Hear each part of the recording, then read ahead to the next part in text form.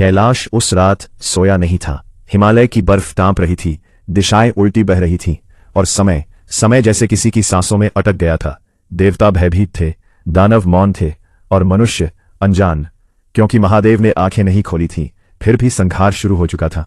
नंदी ने पहली बार सिर झुकाया, पार्वती की आंखों में पहली बार चिंता उतरी, और नारद ने वीणा छोड़ दी, क्योंकि जो होने वाला था वो प्रलय नहीं था, वो था महादेव का न्याय। और जब शिव न्याय करने उतरते हैं तो वो किसी एक के लिए नहीं, पूरे अस्तित्व के लिए होता है। नमस्कार प्रिय दर्शकों, मैं वीके उर्फ विनोद।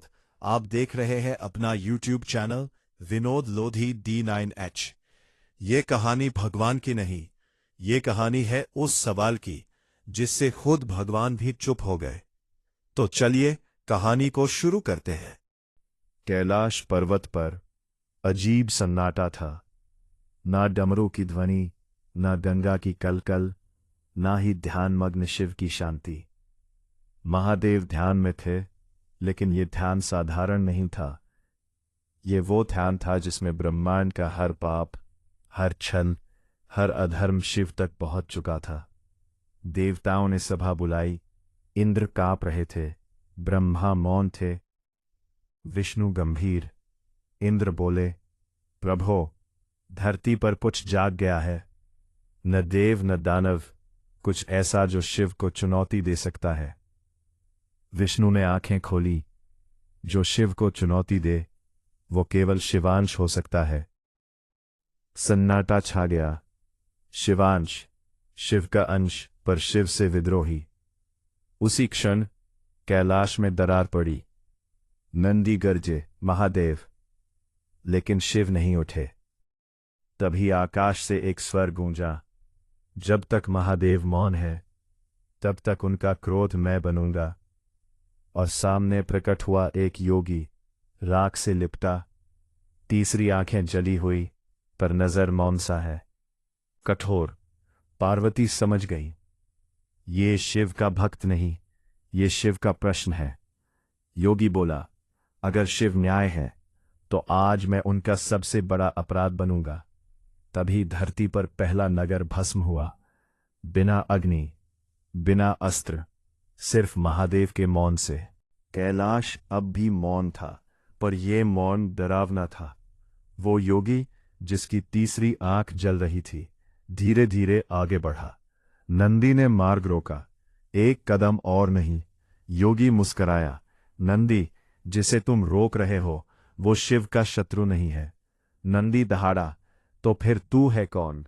योगी ने भस्म से लिपटी उंगलियों से अपनी छाती पर त्रिशूल का चिन्ह बनाया और बोला, मैं हूं शिवांश, शिव की चेतना से जन्मा, पर शिव की चुप्पी से टूटा हुआ। आकाश गरजा, देवता कांप उठे, ब्रह्मा फुसफुसाए, ये असंभव है।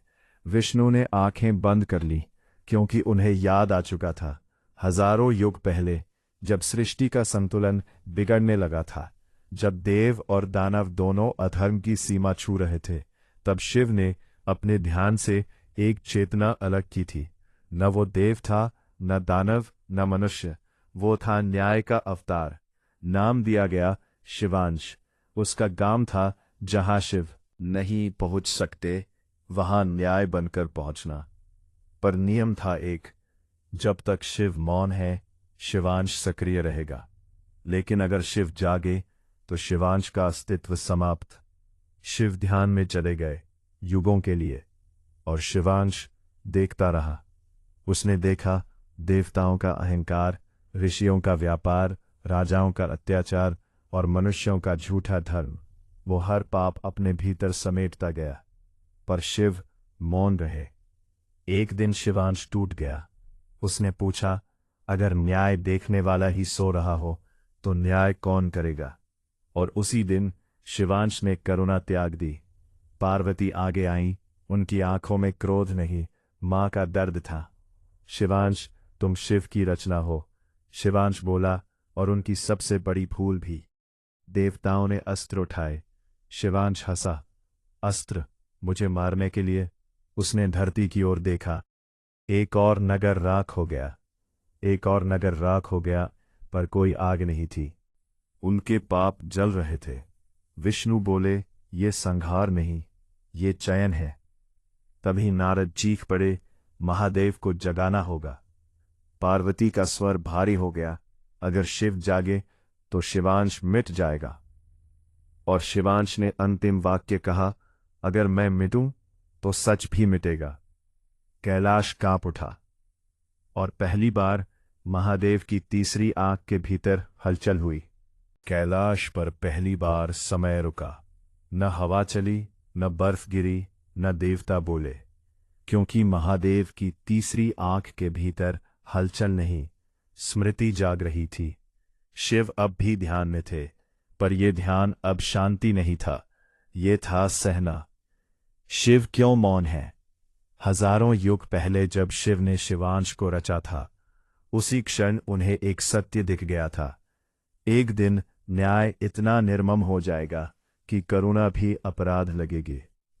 और उस दिन अगर शिव जागे तो उन्हें अपने ही अंश को मिटाना पड़ेगा।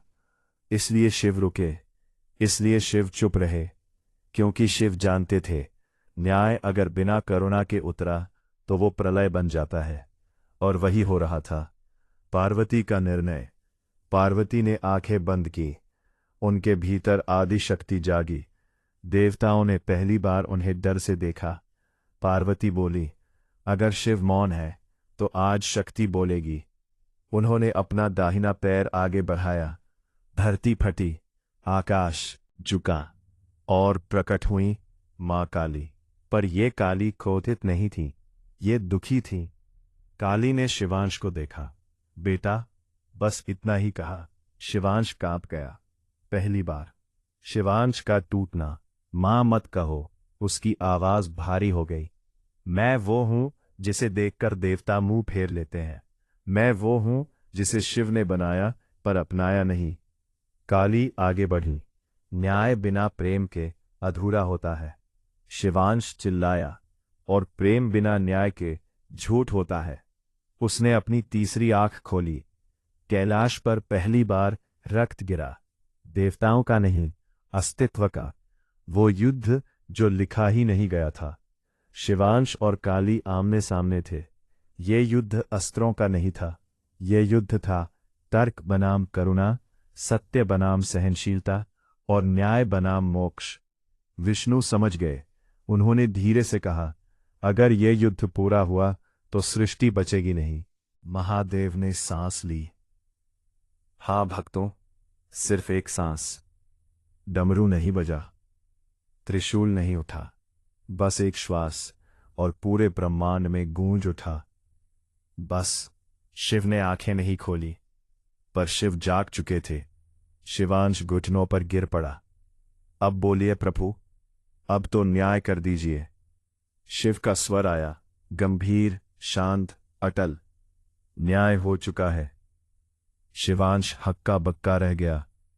कैसे? शिव बोले, क्योंकि तू मेरा क्रोध था और आज तू मेरी करुणा से हार गया। शिवांश की तीसरी आंख बुझ गई। वो राख में बदलने लगा। पर तभी पार्वती चीख पड़ी, नहीं, अगर ये मिटा तो सृष्टि फिर अंधी हो जाएगी। कैलाश पर राख गिर रही थी, पर ये राख विनाश की नहीं थी, ये थी न्याय की थकान। शिवांश आधा राख बन चुका था। उसका शरीर नहीं, उसका अहंकार जल रहा था। उसने आखिरी बार ऊपर देखा। प्रभु, अगर मैं अपराध था तो आपने मुझे बनाया क्यों? पूरे ब्रह्मांड ने सांस रोक ली। ये वही प्रश्न था जो हर युग में हर मनुष्य के भीतर जन्म लेता है। महादेव का उत्तर, जो कभी ग्रंथों में नहीं लिखा गया। शिव की आंखें अब भी बंद थीं, पर उनका स्वर सीधे आत्मा में उतर गया। क्योंकि अगर अधर्म ना हो तो धर्म सो जाता है। देवता स्तब्ध। शिव बोले, शिवांश, तू पाप का दंड नहीं था, तू था दर्पण। पर दर्पण का दोष ये है कि वो सच दिखाता है, चाहे देखने वाला टूट जाए। शिवांश का अंतिम सत्य। शिवांश रोया नहीं, वो हंसा। तो फिर मैं गलत नहीं था। शिव का स्वर कठोर हुआ, गलत तू नहीं था, अधूरा था। न्याय अगर मोक्ष न दे सके तो वो संहार बन जाता है। पार्वती का आग्रह। पार्वती आगे आई। मां, पत्नी, शक्ति, सब एक साथ। महादेव, इसे पूर्ण कर दीजिए। शिव पहली बार बोले, पूर्णता हर किसी के भाग्य में नहीं होती देवी। लेकिन फिर एक पल रुके और वही पल इतिहास बन गया। वो वरदान जो वरदान नहीं था। शिव ने हाथ उठाया, त्रिशूल नहीं, हाथ। शिवांश, तू मिटेगा नहीं। देवता चौंक उठे। तू हर युग में जन्म लेगा, पर शरीर के रूप में नहीं। तू जन्म लेगा प्रश्न बनकर। शिवांश का रूप बदल गया। वो राख नहीं बना, वो विचार बन गया। शिव बोले, जब कोई राजा अपने धर्म पर प्रश्न करेगा, वो तू होगा।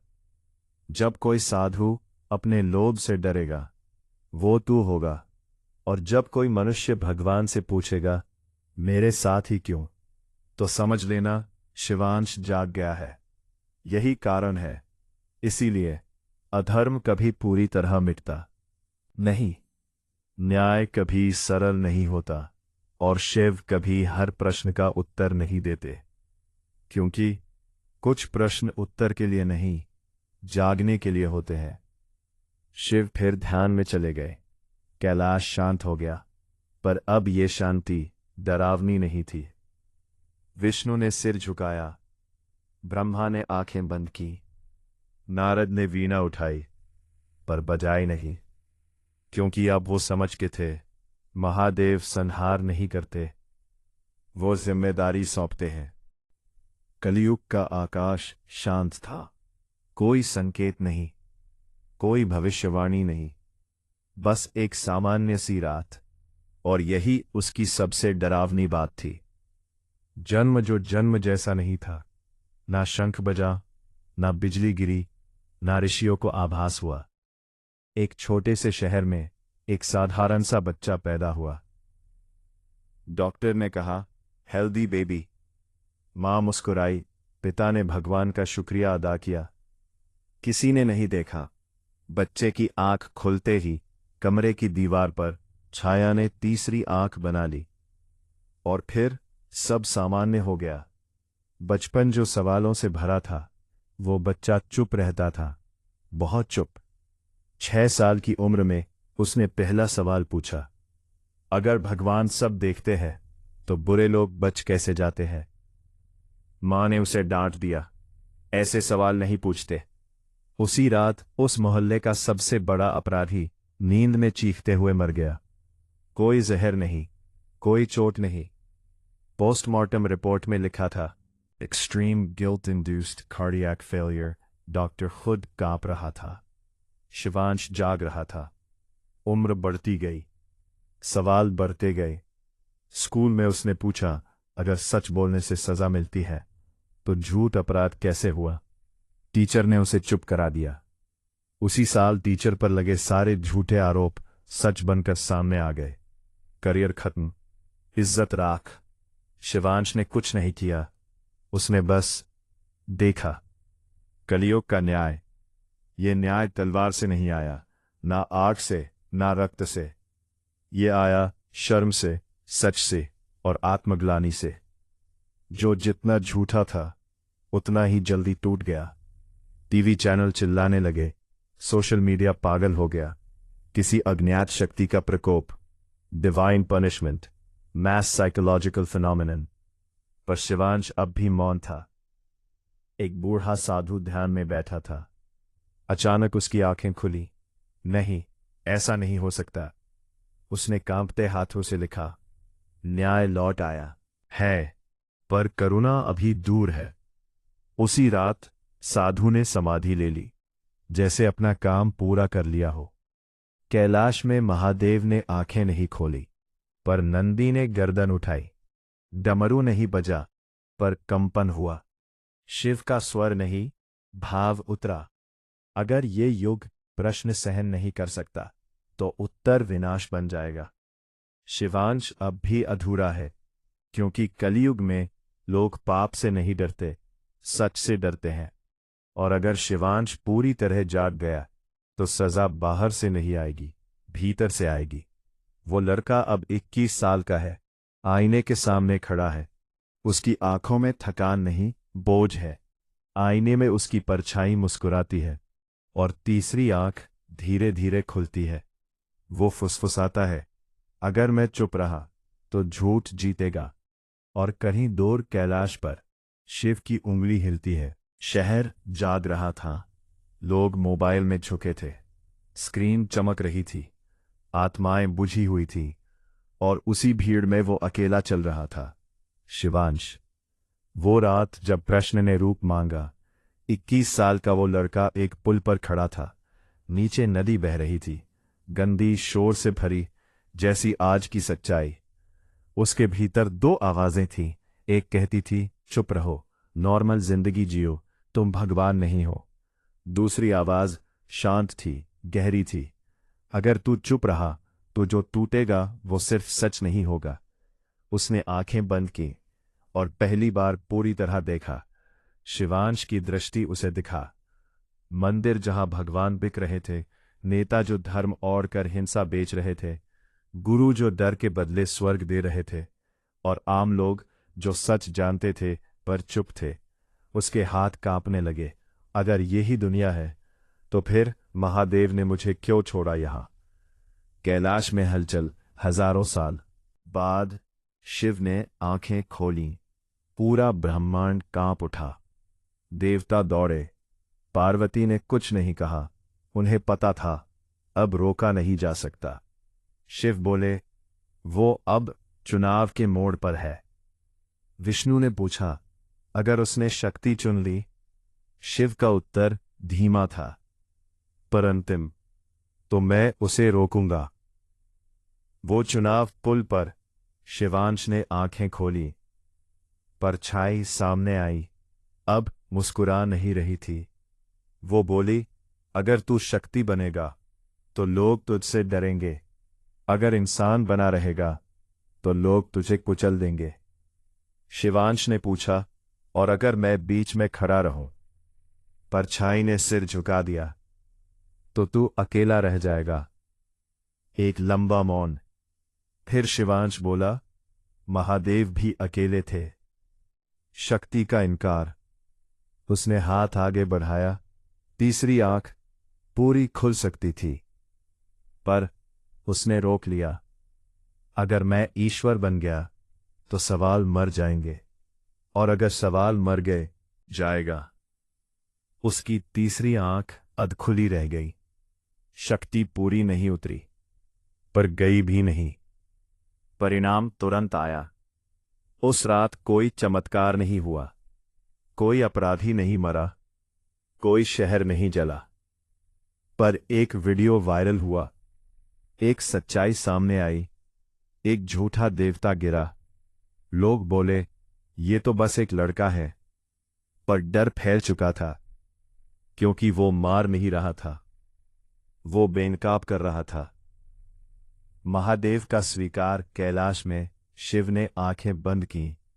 पार्वती ने पूछा, आपने उसे रोका क्यों नहीं? शिव मुस्कराए, क्योंकि उसने वही चुना जो मैंने कभी नहीं चुना।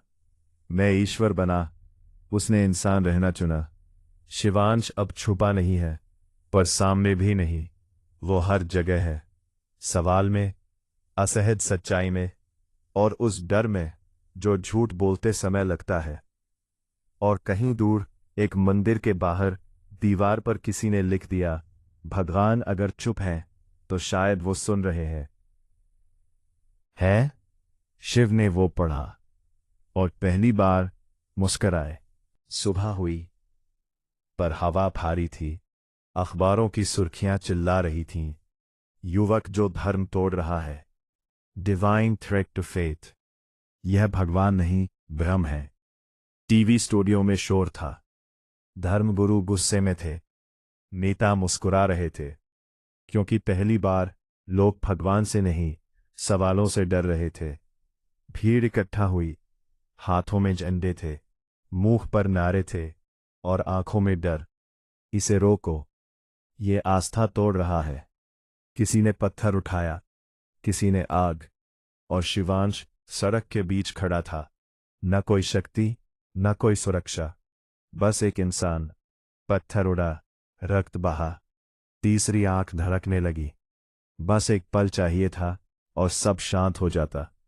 पर तभी उसे याद आया, अगर मैं डर बन गया तो सच हार जाएगा। उसने आंखें नहीं खोली, उसने पीड़ा को चुना। शिव खड़े हो गए। ये प्रलय नहीं था, ये हस्तक्षेप था। धरती पर कोई बिजली नहीं गिरी, चमत्कार नहीं हुआ, बस भीड़ के बीच एक शांत स्वर गूंजा, रुको। न माइक था, न मंच, फिर भी हर दिल ने सुना। महादेव सामने आए, कोई उन्हें देख नहीं पाया, पर सब ने महसूस किया। जिस सच से डर लग रहा है वो झूठ नहीं होता, और जिस भगवान को सवाल से खतरा हो वो भगवान नहीं होता।